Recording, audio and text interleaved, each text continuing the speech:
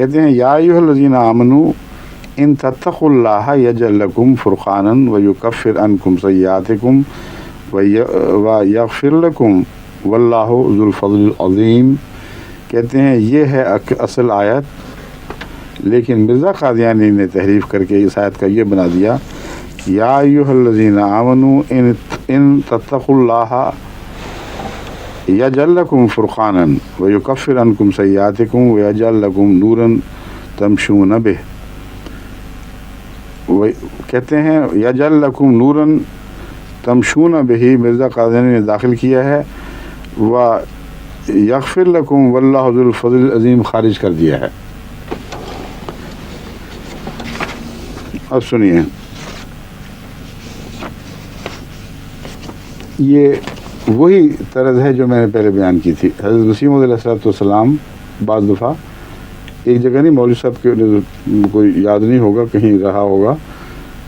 کئی مرتبہ آپ نے استدلال کے طور پر ایک آیت سے صرف استفادہ نہیں فرمایا، بلکہ 2 یا 3 آیات کے مضمون کو پیش نظر رکھا، ان کے ٹکڑے جوڑے، اور اس طرح اس آیت کو آپ نے 2-3 آیات کے مضمون کو بغیر تبدیل کیے اپنے مضمون کے ربط کے مطابق کر کے ثابت کیا کہ قرآن یہ کہتا ہے۔ یہ طرز کلام کہاں سے لی؟ مولوی تو کہتے ہیں ہماری طرز کلام نہیں ہے، کہ کہیں سے تو لی ہوگی، وہ حضرت اقدس محمد مصطفیٰ صلی اللہ علیہ وسلم سے لی ہے۔ پہلے بھی میں ایک مثال دے چکا ہوں، میں دوسری مثال دیتا ہوں، اس لیے تحریف کا سوال ہی نہیں پیدا ہوتا۔ اگر یہ تحریف کے اوپر اپنی گستاخی کی زبان کھولیں گے تو ان کو معلوم ہونا چاہیے کہ خدا تعالیٰ حضرت اقدس محمد رسول اللہ صلی اللہ علیہ وسلم کی جو غیرت رکھتا ہے، ان کی گستاخیاں مردود ہوں گی اور خود انہی پر پڑیں گی۔ حضرت ابن عباس کی روایت سن لیجئے اس مضمون کے تعلق میں۔ یہ مسند احمد بن حنبل جلد 1 صفحہ 339 مصری روایات حضرت عبداللہ بن عباس ایک وہاں سے لی گئی ہے، اور دوسرا حوالہ اس کا ہے حضرت عبداللہ بن عباس کی روایات مطبوعہ المکتب الاسلامی بیروت و بخاری کتاب الدعوات، ان تینوں میں یہ روایت مل رہی ہے۔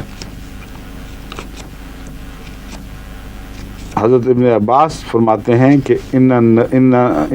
نبی اللہ صلی اللہ علیہ وسلم کان یدعو بہذہ الدعوات عند الکرب لا الہ الا اللہ العلیم العظیم، لا الہ الا اللہ رب العرش العظیم، لا الہ الا اللہ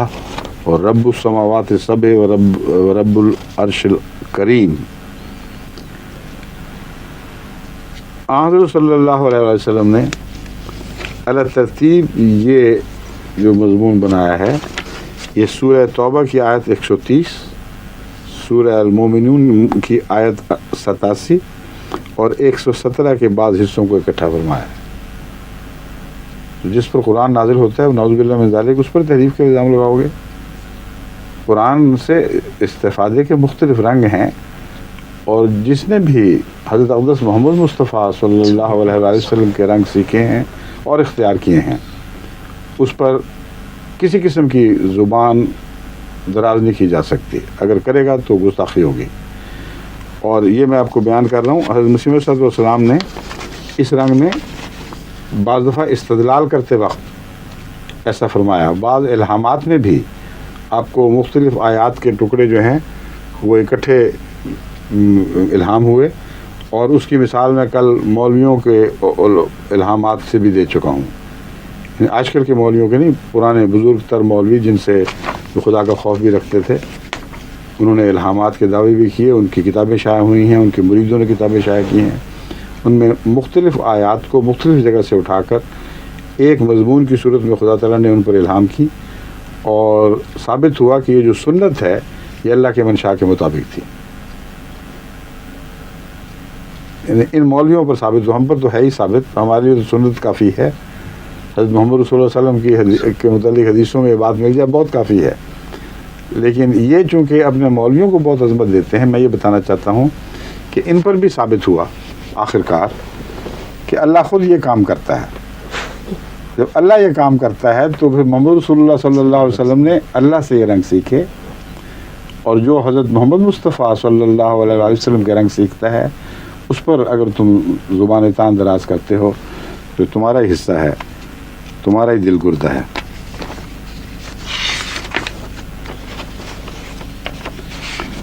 پھر اور مثالیں بھی ہیں، ایک تو نہیں،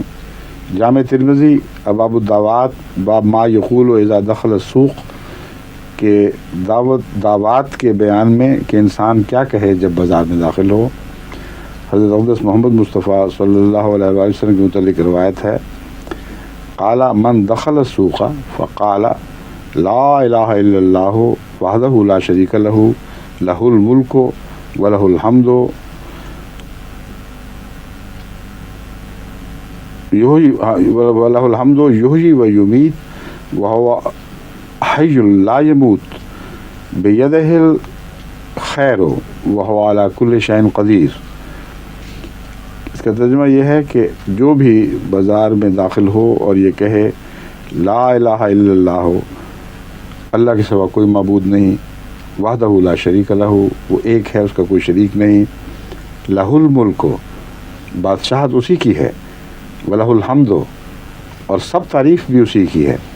یحیی و یمیت، وہ زندہ کرتا ہے اور مارتا ہے، اور وہ زندہ ہے اور مرتا نہیں، بیدہ الحمد، یہ خیر، اس کے ہاتھوں میں کل تمام خیر ہے، الخیر بمعنی کل خیر، وَهُوَ عَلَى كُلِّ شَيْءٍ قدیر، وہ ہر چیز پر قادر ہے۔ یہ جو آیات ہیں، یہ جو دعا ہے، آپ نے کہاں سے لی ہے؟ هو اللہ الذی لا الہ الا هو الرحمن الرحیم الملک القدوس السلام المؤمن المہیمن العزیز الجبار المتکبر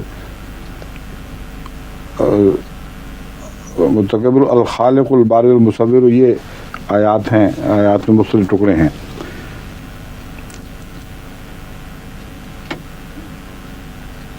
یہ بھی رسول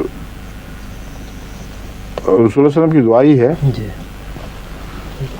یہ نہیں یہاں سے نہیں لینی، میں نے دیکھا ہے، یہ تو باب جامع ترمذی میں یہ بھی ایک شکل اس کی آئی ہے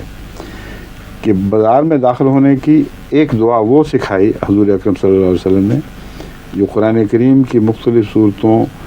مختلف آیات کو جوڑ کر بنائی گئی ہے، اور ایک یہ دعا بھی درج ہے، هو اللہ الذی لا الہ الا هو الرحمن الرحیم الملک القدوس السلام المؤمن المہیمن العزیز الجبار المتکبر، اگر سبحان اللہ عما یشرکون کی بجائے الخالق البارئ المصور ہو، جو سبحان اللہ عما یشرکون کے بعد کی آیت میں درج ہے۔ پھر هو اللہ الذی لا الہ الا هو الرحمن الرحیم قرآن کریم میں نہیں ہے، قرآن کریم میں ہے هو اللہ الذی لا الہ الا هو الملک القدوس عالم الغیب والشہادہ، هو الرحمن الرحیم، عالم الغیب والشہادہ حضرت اقدس محمد رسول اللہ صلی اللہ علیہ وسلم نے یہاں نہیں بیان فرمایا، کیونکہ موقع اور محل کی مناسبت سے آپ آیات سے بعض مضمون چنتے تھے، اور اس کو نعوذ باللہ من ذالک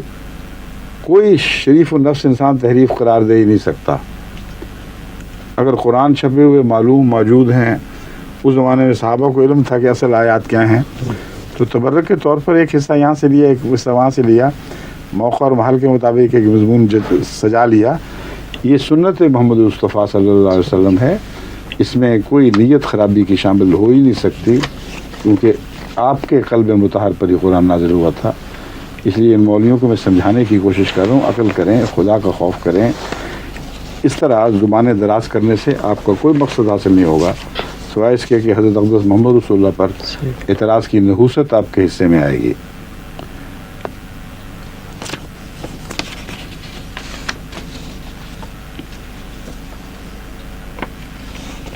اب حضرت مسیح علیہ السلام نے یہ جو بیان کیا ہے، یہ تقوی اپنے ساتھ ایک نور رکھتا ہے یا نور رکھتی ہے، یہ مضمون ہے جس کے ضمن میں ان آیات کے ٹکڑے بیان فرمائے ہیں کہ دیکھو یہ وہی مضمون چل رہا ہے۔